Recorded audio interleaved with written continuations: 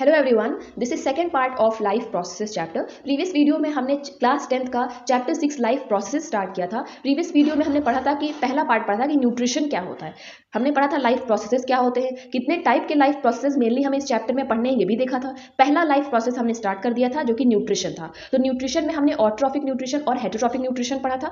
Autotrophic nutrition में भी दो पढ़े थे, फोटो ऑटोट्रॉफिक न्यूट्रिशन और कीमो ऑटोट्रॉफिक न्यूट्रिशन। उस पार्ट को आप जरूर से देख लें जिससे कि आपका इनिशिएटिव लेवल, थोड़ा सा बेसिक लेवल है, वो अच्छे से बिल्डअप हो जाए, फिर हम आगे का इजीली समझ सकते हैं। तो उस पार्ट का लिंक आपको डिस्क्रिप्शन बॉक्स में मिल जाएगा, आप चाहे तो वहां से देख सकते हैं। पैरासिटिक मोड, ये भी हेटरोट्रॉफिक मोड के अंदर ही आएगा। मैंने बताया था कि हेटरोट्रॉफिक मोड में जो ऑर्गेनिज्म होते हैं वो दूसरों पे डिपेंड रहते हैं अपने न्यूट्रिशन के लिए। तो जब दूसरों पे डिपेंडेंट रहते हैं अपने न्यूट्रिशन के लिए, वो तीन तरीकों से अपना न्यूट्रिशन लेते हैं, या तो पैरासिटिक मोड से, या तो सैप्रोफिटिक मोड से, और या तो होलोजोइक मोड से। यही तीनों मोड हमें इस वीडियो में डिस्कस करने हैं। पैरासिटिक मोड में सिंपली बता दूं कि पैरासाइट क्या होते हैं, जो दूसरे लिविंग ऑर्गेनिज्म पे रह के अपना न्यूट्रिशन गेन करते हैं। कौन होते हैं पैरासाइट? ऐसे ऑर्गेनिज्म जो दूसरे ऑर्गेनिज्म पे रह के अपना न्यूट्रिशन गेन करते हैं, और दूसरे ऑर्गेनिज्म नहीं, दूसरे लिविंग ऑर्गेनिज्म पे रह के अपना न्यूट्रिशन गेन करते हैं। पैरासाइट में और सैप्रोफाइट में अभी आपको डिस्टिंग्विश भी करना रहेगा, तो आप ये चीज जरूर ऐड करेंगे कि पैरासाइट जो है वो दूसरे लिविंग ऑर्गेनिज्म पे रह के अपना न्यूट्रिशन गेन करते हैं। ठीक है, तो वही यहाँ पे लिखा हुआ है, those organisms are known as parasite. ऐसे ऑर्गेनिज्म जो दूसरे ऑर्गेनिज्म की बॉडी पे रह के अपना फूड या अपना न्यूट्रिशन लेते हैं, उन्हें हम पैरासाइट कहते हैं, और इस मोड को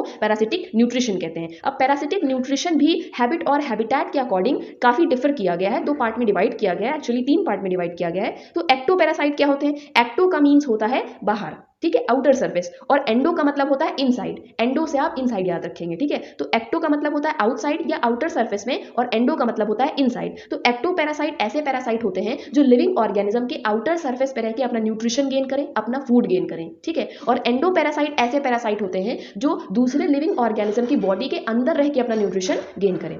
ये क्या होते हैं, इसको भी समझ लेते हैं। एक्टोपैरासाइट ऐसे कंज्यूमर्स होंगे जो आउटर सरफेस पे रहते हैं होस्ट की। यहाँ पे होस्ट का मतलब है ऐसा ऑर्गेनिज्म जिस पे रह के वो अपना न्यूट्रिशन गेन कर रहे हैं, उसी को हम होस्ट कहते हैं, ठीक है। तो एक्टोपैरासाइट एग्जाम्पल में आप हेड लाइस का एग्जाम्पल दे सकते हैं। जो हेड लाइस होते हैं वो आपकी बॉडी में हेड पे रहते हैं ना, ह्यूमन बींग के, तो वो आउटर सर्फेस पे है ना, आउटर सर्फेस पे रह के वो अपना न्यूट्रिशन गेन कर रहे हैं, तो वो एक्टोपैरासाइट का एग्जाम्पल हो जाएगा। सेकंड, आप एंडोपैरासाइट के बारे में भी एग्जाम्पल बता सकते हैं। एंडोपैरासाइट का एग्जाम्पल आप बताएंगे तो आप एस्कैरिस का बता सकते हैं कि जो एस्कैरिस होता है ये आपके स्टमक में होता है, ठीक है। ये एंडोपैरासाइट है क्योंकि लिविंग ऑर्गेनिज्म की बॉडी के अंदर है, ह्यूमन बीइंग में पाया जाता है। और एक होता है एंटामीबा हिस्टोलिटिका। एंटामीबा हिस्टोलिटिका के बारे में भी आपने पढ़ा होगा। ये जो है ये लार्ज इंटेस्टाइन के पार्ट में पाया जाता है, हिस्टोलिटिका, ठीक है, हिस्टोलिटिका। ये लार्ज इंटेस्टाइन के सीकम कोलम रेक्टम होता है ना लार्ज इंटेस्टाइन के पार्ट, तो ये कोलम वाले पार्ट में, कोलन पार्ट में एंटामीबा हिस्टोलिटिका पाया जाता है। तो ये सब एंडोपैरासाइट हो जाएंगे, यानी लिविंग ऑर्गेनिज्म की बॉडी के अंदर रह के अपना न्यूट्रिशन गेन कर रहे हैं। और जो हेडलाइस मैंने बताया ये एक्टोपैरासाइट हो जाएगा, ये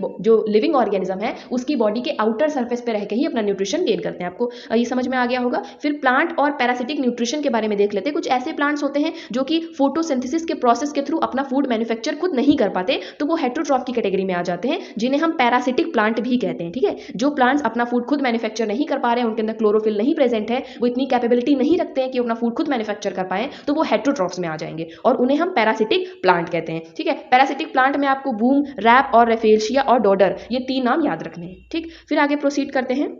सैप्रोफिटिक न्यूट्रिशन क्या होता है? सैप्रोफिटिक में सिंपली आप याद रखेंगे ये ऐसे ऑर्गेनिज्म होते हैं जो डेड और डिकेइंग ऑर्गेनिज्म पे रह के अपना न्यूट्रिशन गेन करते हैं। मैंने कहा था आपको सैप्रोफाइट में और पैरासाइट में डिफर करना पड़ेगा। जो सैप्रोफाइट होते हैं ये डेड और डिकेइंग ऑर्गेनिज्म पे रह के अपना न्यूट्रिशन गेन करेंगे, और जो पैरासाइट थे जो हम पीछे पढ़ चुके हैं वो लिविंग ऑर्गेनिज्म पे रह के अपना न्यूट्रिशन गेन कर रहे थे, और ये डेड ऑर्गेनिज्म पे रह के अपना न्यूट्रिशन गेन करेंगे। सिर्फ डेड और लिविंग का इतना ही डिफरेंस रहता है, बाकी सेम ही है। ये हेटरोट्रॉफ है, दूसरे ऑर्गेनिज्म की बॉडी पे रह के अपना न्यूट्रिशन गेन करेंगे, ठीक है। तो लिखा हुआ है saprophytic organism take their food from dead and decaying decomposing organism, ठीक है। ये फिर क्या करते हैं, कॉम्प्लेक्स ऑर्गेनिक मॉलिक्यूल का इंटेक कर लेते हैं और उसको कन्वर्ट करते हैं सिंपलर मॉलिक्यूल को डीकम्पोजिशन प्रोसेस के द्वारा। सैप्रोफाइट्स एक तरह का केमिकल सिक्रीट करते हैं, एक तरह की एंजाइम सिक्रीट करते हैं, जो कि जो सबस्ट्रेट होता है, सबस्ट्रेट मतलब जिस ऑर्गेनिज्म की बॉडी पे रहेंगे, वो डेड ऑर्गेनिज्म की बॉडी पे रह के न्यूट्रिशन गेन करेंगे, उसे हम सबस्ट्रेट कह रहे हैं, ठीक है। होस्ट भी कह सकते हैं, पैरासाइट वाले में हमने उसको होस्ट बोला था, यहाँ पे हम सबस्ट्रेट बोल रहे हैं, ठीक है। तो सबस्ट्रेट की बॉडी बॉडी पे रिलीज करते हैं और उस पर फिर धीरे धीरे ग्रो करने लगते हैं। ठीक, ड्यू टू इट्स एक्शन